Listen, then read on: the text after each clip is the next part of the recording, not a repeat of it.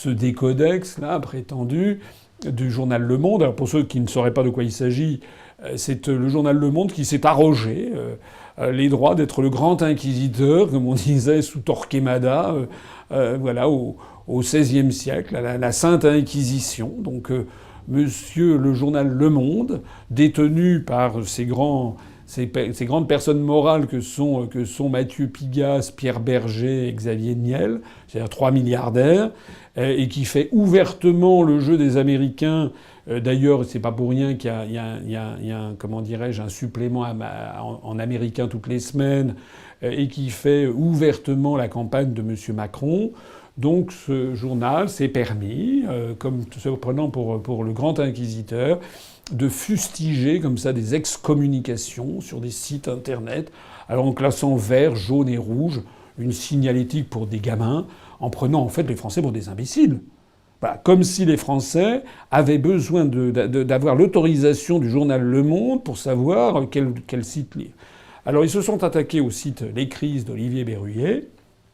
Olivier Berruyer est quelqu'un que je connais, pour qui j'ai de l'estime. Son site est un site de qualité. Il est en général extrêmement scrupuleux, comme nous le sommes aussi à l'UPR d'ailleurs. Et là, il a été attaqué d'une façon tout à fait scandaleuse, voilà, au motif que je sais pas quoi, sur la Syrie ou sur l'Ukraine, il avait dit. Finalement, il était en rouge. Après, ils l'ont repassé en orange. Et parmi les griefs qui ont été reprochés, c'était la couverture qu'il avait faite des événements en Syrie et le fait qu'il relayait des vidéos de l'UPR. Voilà. Donc ça n'a pas eu l'heure de plaire au journal Le Monde. Bon. En fait, le journal Le Monde est en train de sombrer, je suis désolé de le dire, mais de sombrer dans la médiocrité, dans la propagande de caniveau. C'est du caniveau. D'ailleurs, ils sont là prétendument à chercher les fake news, comme on dit maintenant, c'est les fausses nouvelles.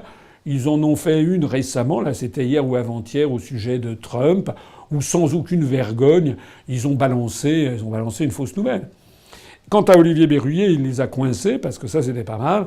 Il a montré que sur le site Doctissimo, le journal Le Monde, dans un premier temps, avec leur décodex, avait commencé à le qualifier en rouge. Enfin, c'était un site qui s'appelle Doctissimo, je crois, qui était en rouge. Et puis, alors, il y a tout un article très intéressant, en fait, qu'a fait Olivier Berruyer sur son site Les Crises, où il a montré qu'en fait, ils ont été obligés de faire du rétro-pédalage parce que, eh bien, il y a, je ne sais plus lequel, des milliardaires qui tiennent le journal de Le Monde, qui a pris des parts dans Doctissimo. Donc je suppose que le journaliste a dû se faire taper sur les doigts.